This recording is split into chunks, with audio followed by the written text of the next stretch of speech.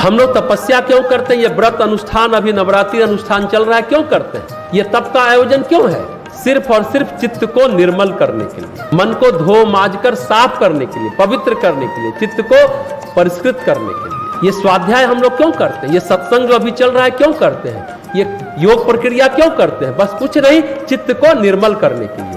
जहां ईश्वर प्रकट हो रहा है आत्मा के रूप में, उसको नहीं डिगाया जा सकता। लेकिन जब हमारा जीवन चित्त से संचालित होता है तो कोई भी हमें हिला डुला सकता है। कामदेव ने जब वाण चलाया, सारे बंधन टूट गए, सारे अनुशासन टूट गए।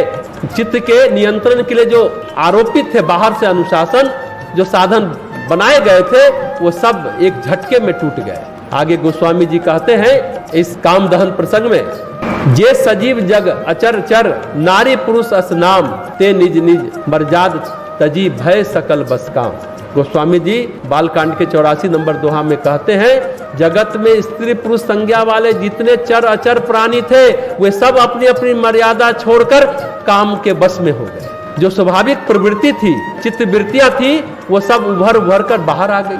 सब अनुशासन, धीरज, धर्म, नैतिकता, सदाचार, तपस्या का अनुशासन सब टूट गए। अब न योग बचा, न धर्म बचा, न तप बचा, कुछ न बचा। चित्त उफनने लगा। चित्त में ये सारी काम वासनाएं उफनने लगी जब कामदेव ने वाण चलाया। देखिए, नाला होता है, नाला में नीचे कीचड़, पानी बहता रहता है। गंदा नाला के ऊपर आप सीमेंट से ढक रहे हैं। अभी हम लोग भी सीमेंट से नाला को बंद कर रहे हैं। यहाँ उसके ऊपर हम लोग भी गमले का फूल लगाने वाले हैं। सुंदर लगेगा अपना गायत्री शक्तिपीठ। गंदा नाला के ऊपर सीमेंट से ढककर फूल पत्ती की सजावट कर दे तो सब अच्छा लगता है। अगर फूल पत्ती हट जाए, सीमेंट टूट जाए, तो अंदर की गंदगी प्रकट हो जाएगी। वही किया कामदेव ने। कामदेव ने सब सीमेंट तोड़ दिया। किसका किसका तोड़ा है कामदेव आप जानते हैं? सौभरी ऋषि का नाम आपने सुना होगा। उनको भी एक्साइटमेंट हुआ, उद्दीपन हुआ।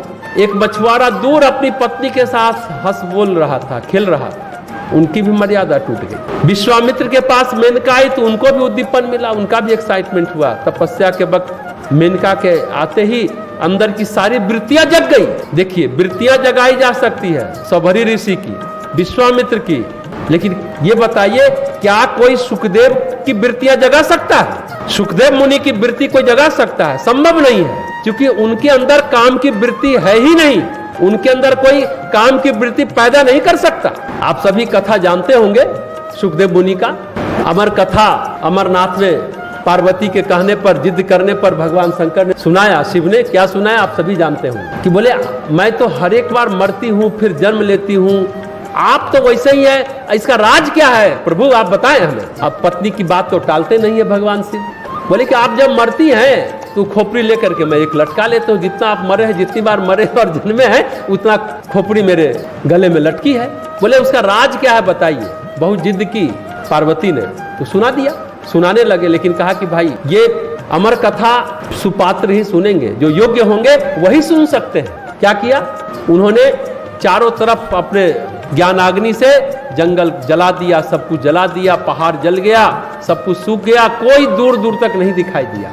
वो स्फटिक शिला पक गया, विशेष टेम्परेचर पर उस पर बैठ करके वो सुनाते रहे। बोले कि मैं तो ध्यान में मग्न होकर के सुनाऊंगा, आप बीच में हूं हूं करते रहिए। लेकिन क्या हुआ?